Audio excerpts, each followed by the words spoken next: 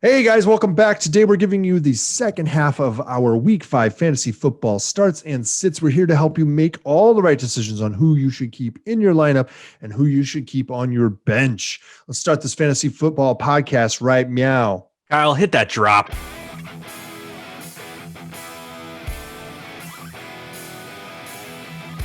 Hello and welcome to the Fantasy Football Upside. I am Justin. Kyle points at himself.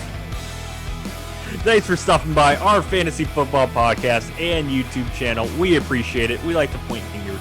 Boom, boom, boom. Week 5 is already here. Thursday Night Football already happened. Hopefully that was a great game, but today we are giving you the second half of the start sit questions for Sunday and Monday of Week 5 of the NFL season. You can definitely check out the first half of the Sunday games that we did yesterday, right there where Kyle pointed. And Winning again. You can also find it in the description below. Told you, we like the finger point here. Yep. What do you have? Hey, as always, subscribe, guys. We're going to be here all season. We're going to help you out. We're going to get you to that championship. So make sure you hit that bell. That way you're notified every time we upload the podcast and, decide to come out pointing at everything. One of the things we like to point out is we're doing pretty well, actually. We've had a few picks that have done well. We've had a few misses. We'd admit that. We are gearing up for a big 100th episode. Yes. That big 100th episode's in a couple weeks here. It's like the week before Halloween, I think. And then I think we're going to do a Halloween week or a Halloween show or something. Yeah. But that 100th episode, we're talking about possibly doing a What Did I Miss episode. So we might finger point right back at us, right? All right. So we're moving on to Week 5. As always, run and check the waiver wire. See if anything's been dropped. There's been a couple in our league that I'm kind of like, that's intriguing. I might have to find some space on my bench. Ooh, piece of candy. Yeah. Piece of candy. All right, guys. So let us know all about your start and sit questions. We're always happy to help you. We want to make sure that you guys are in the best position to win. So let's dive headfirst into the shallow end and get started right away. Justin, what matchup do we have to start off? We have the Carolina Panthers at the Atlanta Falcons, and Carolina's up first. And Kyle, you're going to go ahead and take that one for me. All right. So Teddy Bridgewater, this is the get right game for every QB is Atlanta Falcons. So if there's a game that Teddy's going to come out balling, it's this one right here. Come on, Teddy. Come on, Teddy. Give me some tutties. All right. That sounds really, really risque. It's not. Mike Davis is a start. In your head, it sounded so much better. I think when you verbalized it. Yeah, in here it sounded fine, but out here, no, it was not You're kind good. of looking like you don't know what to do with your hands right now. I never know what to do with my hands. All right, Mike Davis is a start. He's been a running back too. He's a great flex. He's put up running back 1 days the last 2 weeks. This is a waiver wire wonder that will come crashing to a halt in about 2 weeks. Super halt. Right into that friggin' wall, right? Yeah. When Christian McCaffrey comes back, because we know that's going to happen. People are like, hey, is this a timeshare now? No. It's Christian McCaffrey. It's not. It's a question about whether or not he's going to share time with the wide receivers, let alone the running backs. That's just not happening. And Ja Rule knows that, guys. Ja Rule knows that. That's who I call Matt Rule, right? Wide receivers. Let's start DJ Moore. We're looking for that awakening. Fingers crossed. I know. Robbie Anderson, dude's been rolling as a wide receiver 1 on this team. He's got a big week in line here, so roll with him. Falcons, what do you got? Matt Ryan is a start. Not the greatest of starts right here against Carolina, but that's a tough one. It is, and I'll explain a little bit more here in just a little bit. But Todd Gurley is a start. He's still putting up some running back 2 numbers. He's not setting the world on fire or anything like that. He's actually not catching the ball as much as I thought he would. Yeah, and it's just a little alarming to me because he's a great pass catching back. So I'm surprised that they're not adding him into that mix. This offense can't figure itself out. Like, it's weird. It really can't. Like, it doesn't know. Oh, hey, just throw it to him in the flat repeatedly. Right. Why not? Yeah. I mean, and especially with Gurley losing his job here and stuff. I don't think that's going to happen just yet. But Julio Jones, I actually have him as a sit just because it does not look like he's going to play week 5 after coming out early. I don't think he came out of the locker room in the second half in the week 4 game. And he was already hurt going into that game. So I think they're going to hold him back again. I think they did that in week 3. It just sounds like he's just not healthy right now. Calvin Ridley. Julio, not healthy. I know. It's like he's been able to play through it for the most part in his career. And I think this is when we're hitting that Calvin Johnson time. Yep. You know what I mean? It's just like it's getting to the point where he just can't play through it. Talk about blowing his career, man. Yeah. Calvin Ridley. He's a start and needs a huge bounce back game. He got 5 targets with 0 zeros. He was also hurt. Wait, I got to drop for that.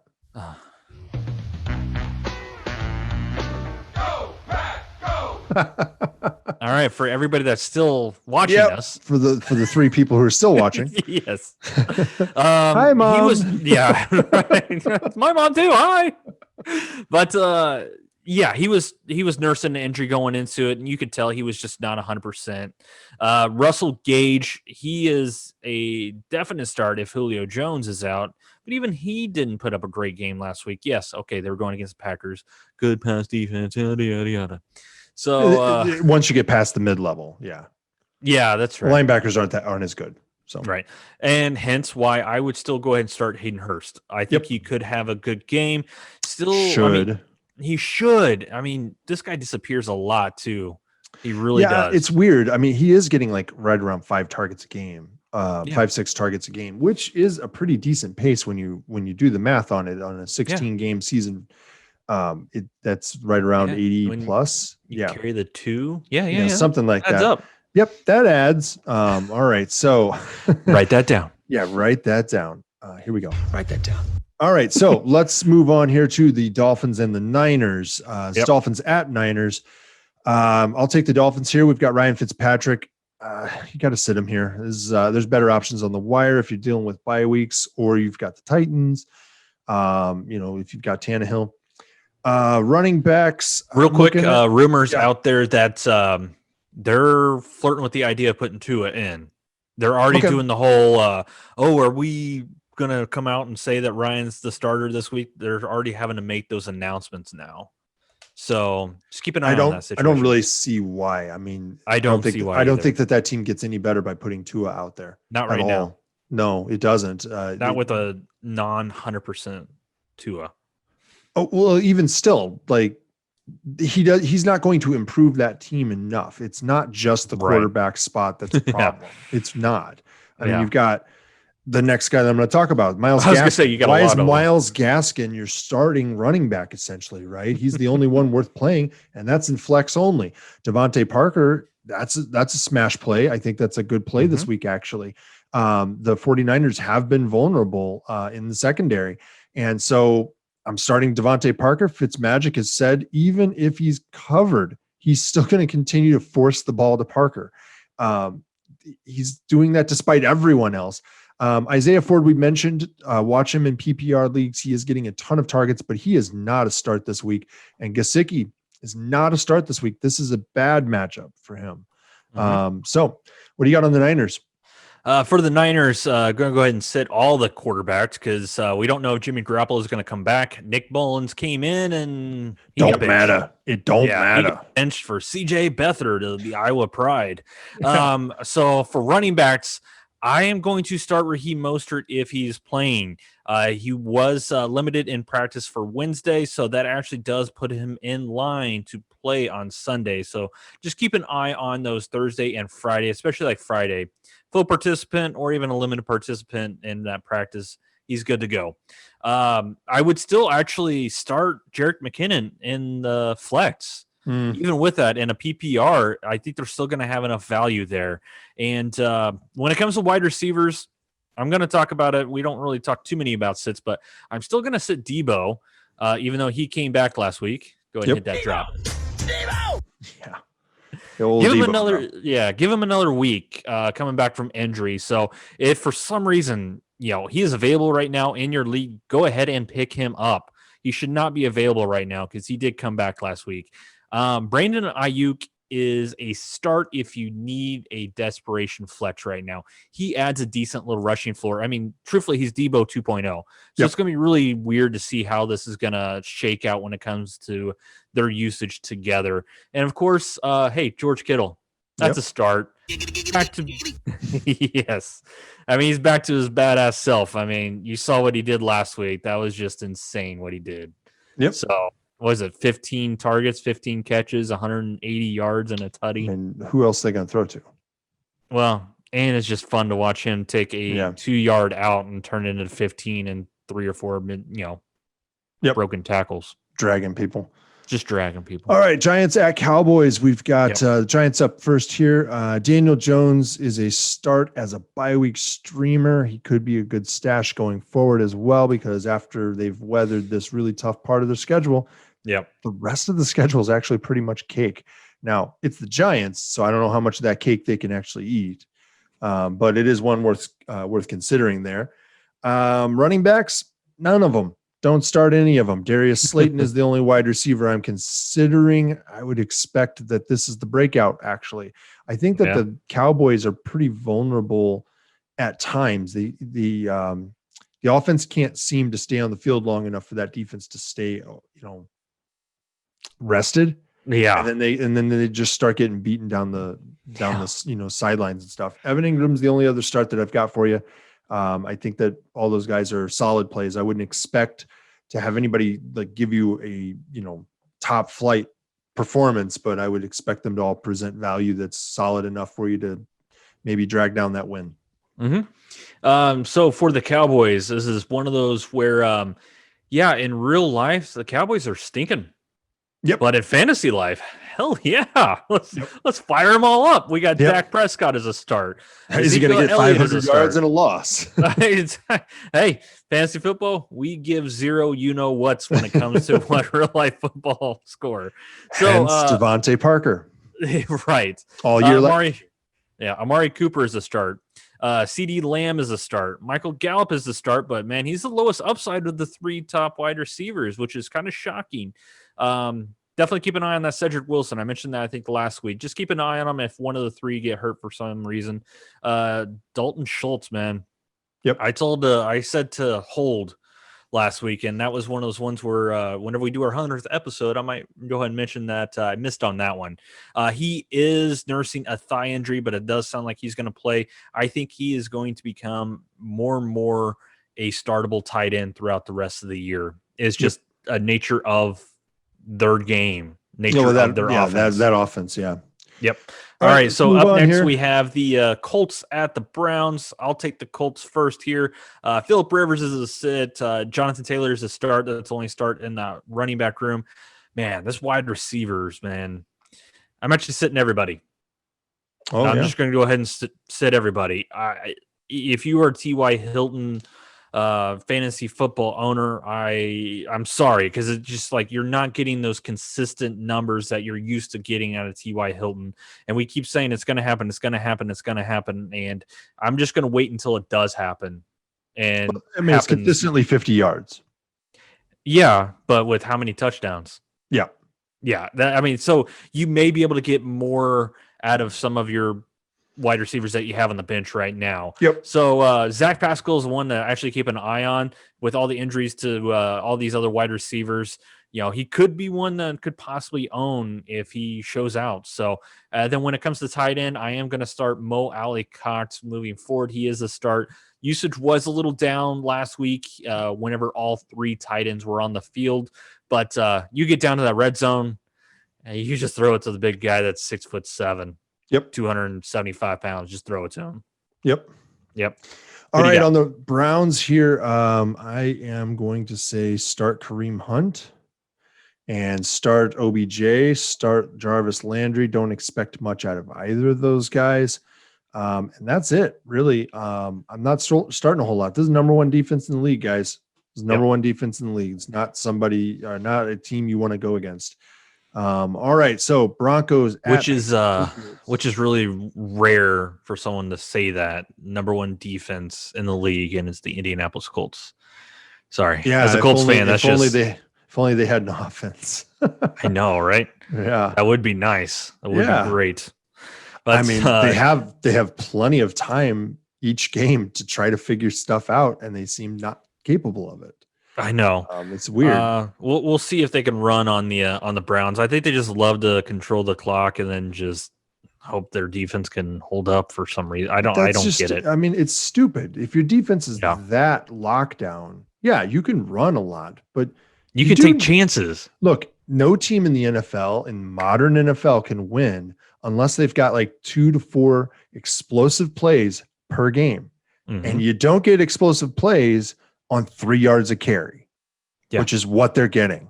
Like, you can't just keep handing the ball to Jonathan Taylor and he runs right into the mouth of the defense repeatedly. Yeah. It's not going to work. That dude's going to get broken, man. You got to air it out. Keep it up. Yeah.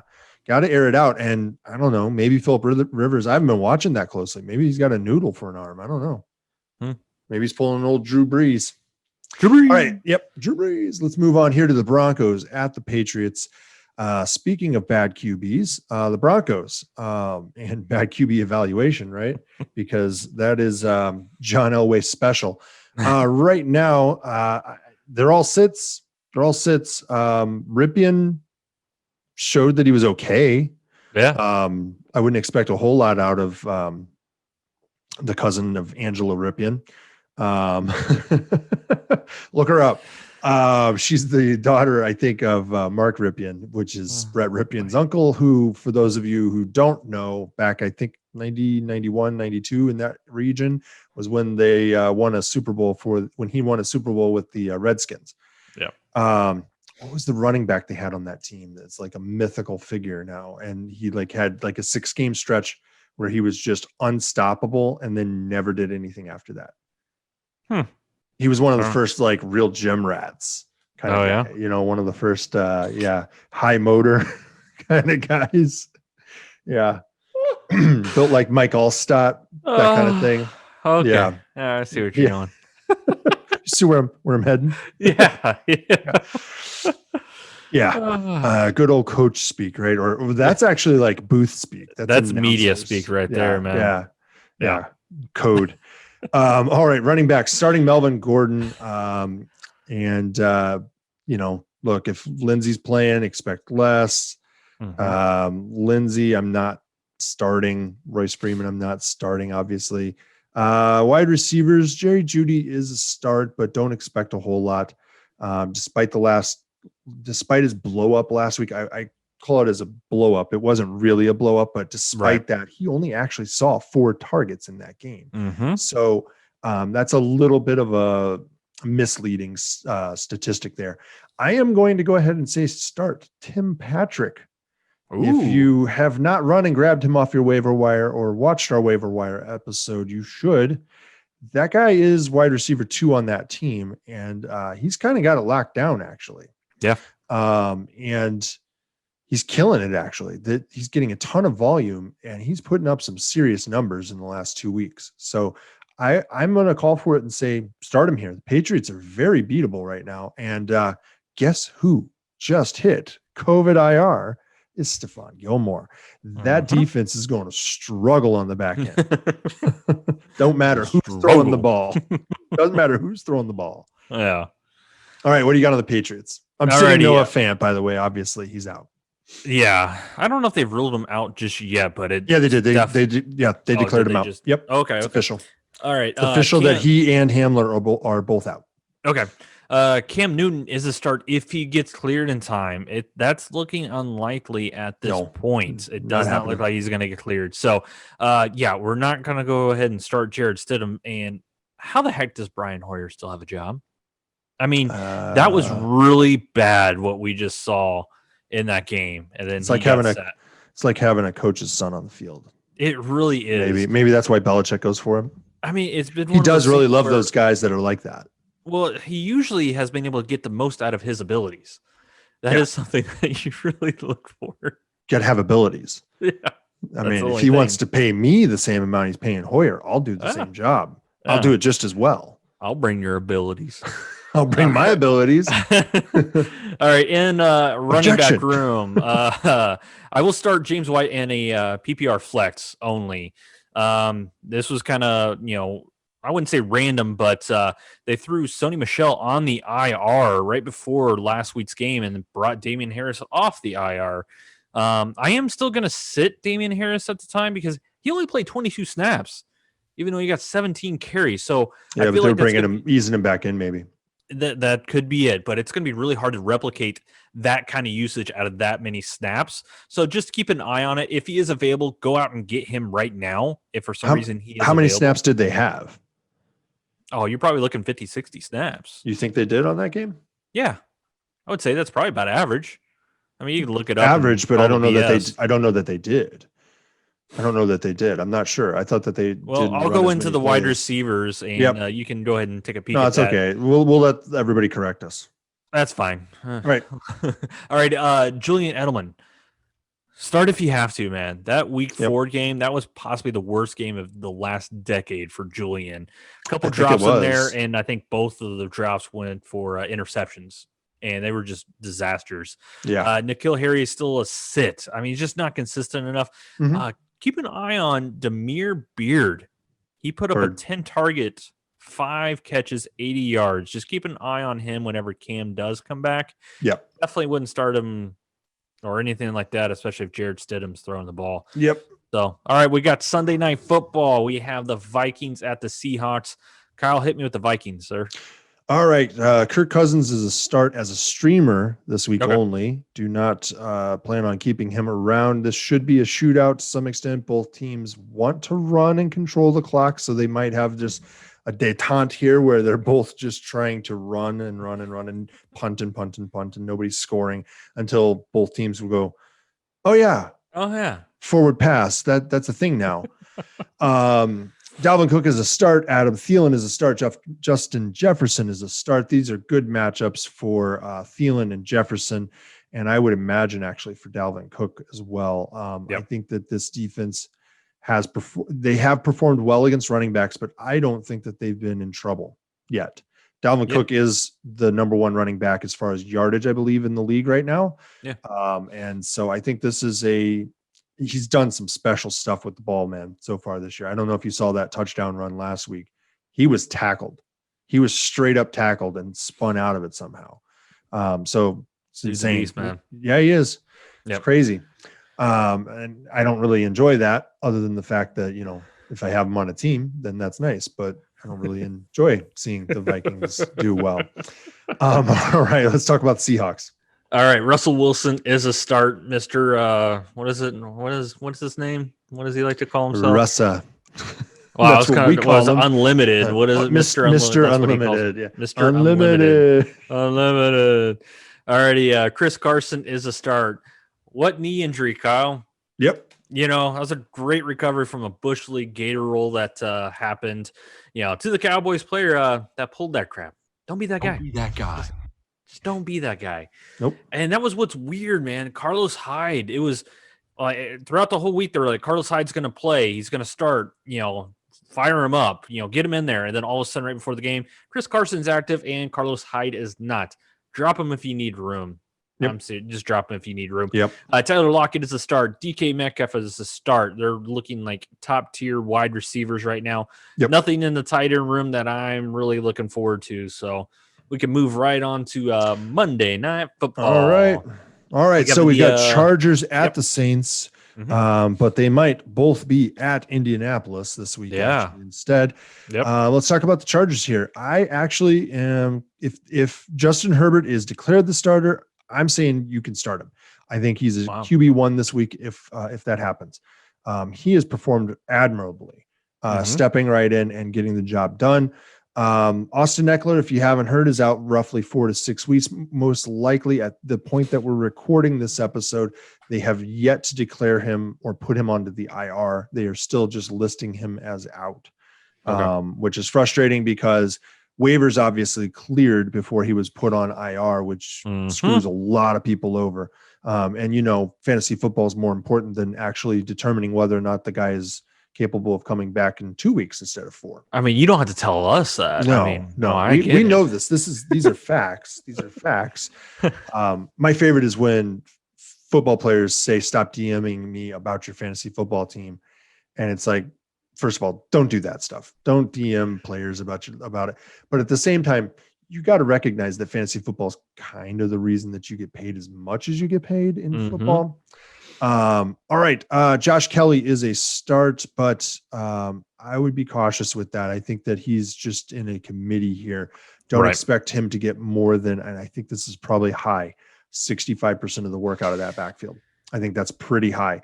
I would expect that, honestly, this is going to be a 50-50, most likely between him and Justin Jackson, which does mean Justin Jackson has some flex value, maybe, but I would say it's got to be a really deep league.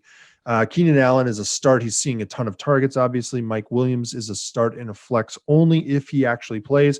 And Hunter Henry is an absolute start. Saints can't cover tight end. They don't. They just straight up forget about tight ends. There's a reason Robert Tonyan was wide open in the end zone. They just sell out.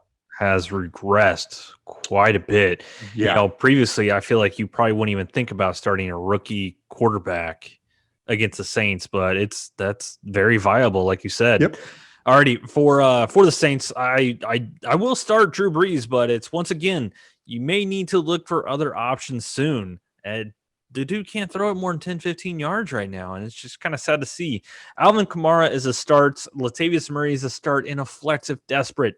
It's just so inconsistent. He finally came out and hit 2 touchdowns and 67 yards last week, but like myself and a lot of other people, we probably had him on our bench. But this does look like a decent matchup.